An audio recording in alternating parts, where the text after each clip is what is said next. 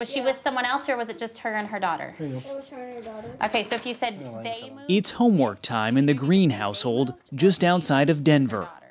And Ryan and Amy Green's kitchen table is definitely full. Right, do you want to cut these? What do you want to do? Okay, just a minute. So wait. Let me finish this. But when you look closely at the pictures on their refrigerator, you realize it's not nearly as full as it should be. I know people sometimes will not want to bring him up because they don't want to make us sad, but a lot of ways we'd rather be sad remembering him than have a day pass where we don't think about him.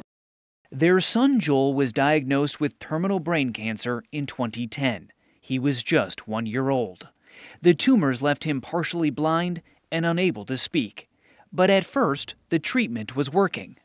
Like they had told us that he had 4 months to live, and we were 1.5 years past that date. And it just felt like our prayers were being answered, and we were seeing this miracle, and we thought, like, oh, we've got to tell people. What does Joel love? Wawa. In cups and bathtubs. And the warm, wet tongues and the cool fur of Das. Ryan is a video game developer, so he and his team created a different sort of game.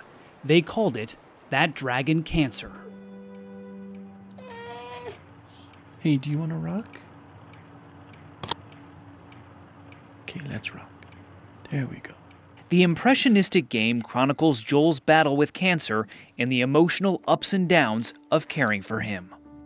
Basically, he thinks we should move forward with the radiation, and it kind of freaks me out, but it could be another miracle. But it's really more about contemplation than competition. While you can make Joel laugh and comfort him, I'm sorry, guys. It's not good. it is often painfully hard to play. You are there when the Greens learn Joel's tumors have returned. Any recurrence means the chemotherapy has failed. And there are times when you can't stop him from crying, like when he is dehydrated and inconsolable after another round of chemotherapy. The first scene that we ever created for the game was a retelling of a night that I spent in the hospital with Joel. And it was one of the hardest nights of my life. As a father, being unable to do the very thing that I prided myself on, right? Which is bring comfort to my children. It's so late, Joel. Lay down. I can't hold you. I can't make you feel better. Shh. You know, we both keep using the word game. Mm-hmm. It just seems like such an odd term. I would say, no, it's not a game, but there are games in it. And it's not about fun, but there are moments when you have fun.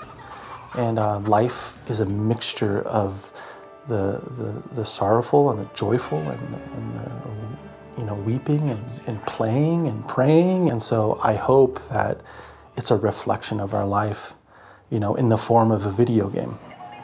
Joel lived beyond all expectations, yet the miracle story these parents thought they were telling ended in 2015. He was 5. And when he died, the game became our focus.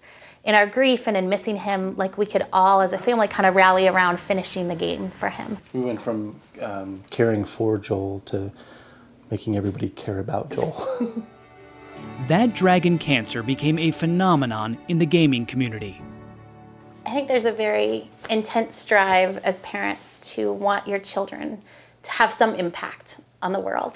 And when you have a child that dies, that's one of the things that you mourn maybe the most, is that all of the dreams you had for them don't happen. In creating the game, I think a lot of it was a desire to make sure that Joel's life impacted the world. In the final scene of the game, Joel is surrounded by all of the things he loves: puppies, bubbles, and pancakes. He can finally see and speak. I love bubbles. Look, I can catch one. He was this fun, delightful boy, and so the idea that whatever heaven looks like and whatever he is experiencing there, that he would be full of delight makes sense to us.